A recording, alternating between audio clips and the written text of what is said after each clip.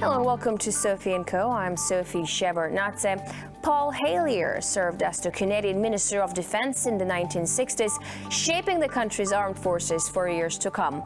It was only in his retirement that he says he made a life-changing discovery. He became the first cabinet-level politician from a G8 country to publicly state that there is extraterrestrial life present on Earth. Is this an elaborate fantasy? Are aliens science fiction? Or is there something to claims of their existence? Extraterrestrial life. For ages, humanity has wondered, is there anything else in the cold darkness of space? Skeptics say there is no proof, but there have always been those who dared to dream. And some even claim to have seen things with their own eyes. Do aliens exist? Are they already here? Do they pose a threat or a chance for salvation? Honorable Paul Hellyer, former Minister of Defense of Canada, and he believes that life forms from space exist and are present on Earth. It's great to have you with us on our show. Why do you say that UFOs are as real as the airplanes flying over our heads? Well, because I know that they are. They've been, as a matter of fact, they've been visiting our planet for thousands of years.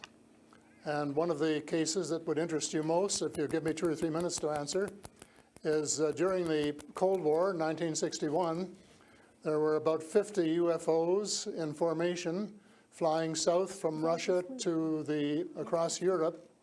And the Supreme Allied Commander was very concerned and about ready to press the panic button when they turned around and went back over the North Pole. So they decided to do an investigation.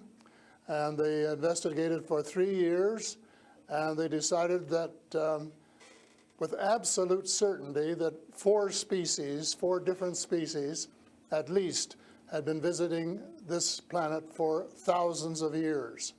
So that's, we have a long history of UFOs, and of course there's been a lot more activity in the last few decades since we invented the atomic bomb.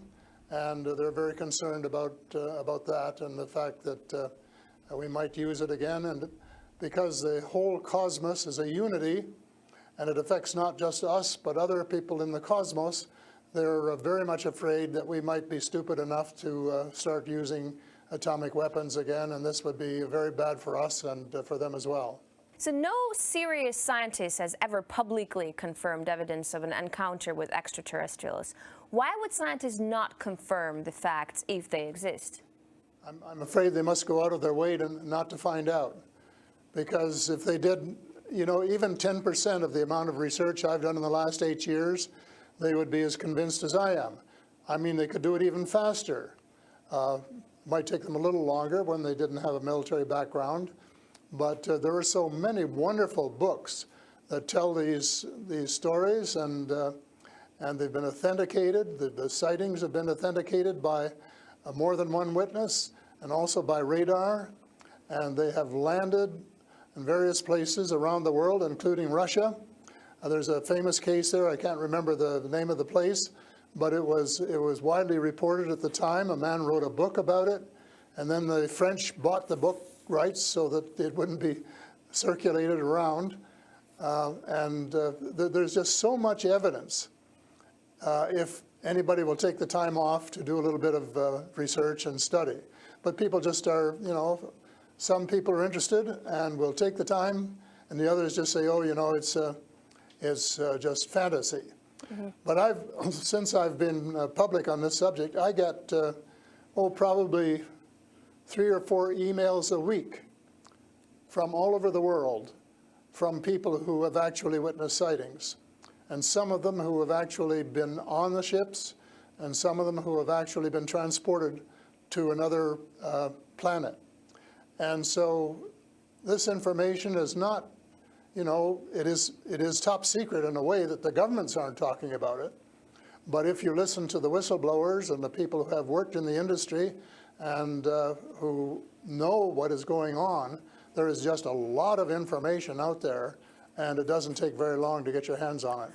But see, the problem is that some people who report UFO sightings and alien abductions have been shown to make things up to make things up to be famous, to make money, or just for a prank. How do we tell fiction from a fact? Well, you have to spend a lot of time trying to find, we used to say, separating the wheat from the chaff, and it takes a lot of effort. When I was minister, I got sighting reports, and when we checked them out, about 80%, about 8 out of 10, were not real. There were sights of Venus or plasma or, you know, a dozen other things.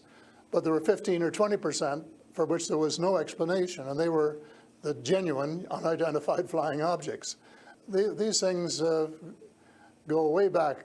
One of the conferences I went to was in Las Vegas, was promoted by a chap who had written a book about crashes.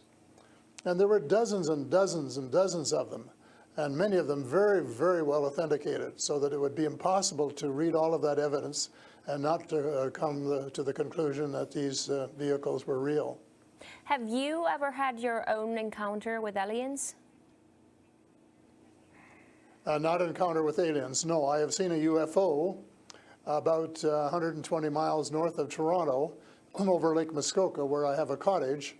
And 2 years ago, last Canadian Thanksgiving, which is October, my wife decided she wanted to go out and look at the stars.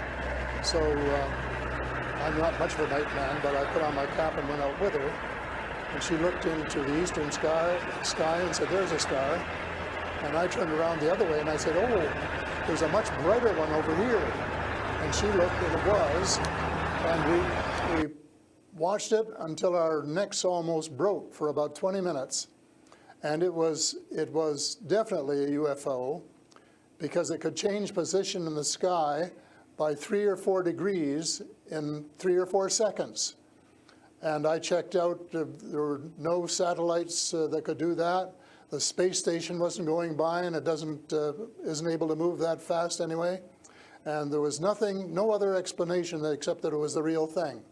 And 2 days later, I went down in the dock, got a comfortable chair, and watched it came back almost to the same spot and entertained me for as long as I could take it. And then I went back to the cottage. But it was very interesting, because it would drop down in the sky, and then it would roar back up, and then it would shift across a few degrees and do a circle and come back at a speed, which, you know, just astronomical speeds. As you know, they travel very, very fast. So does it just look like a falling star that falls really quickly and then rises again? What does it look like?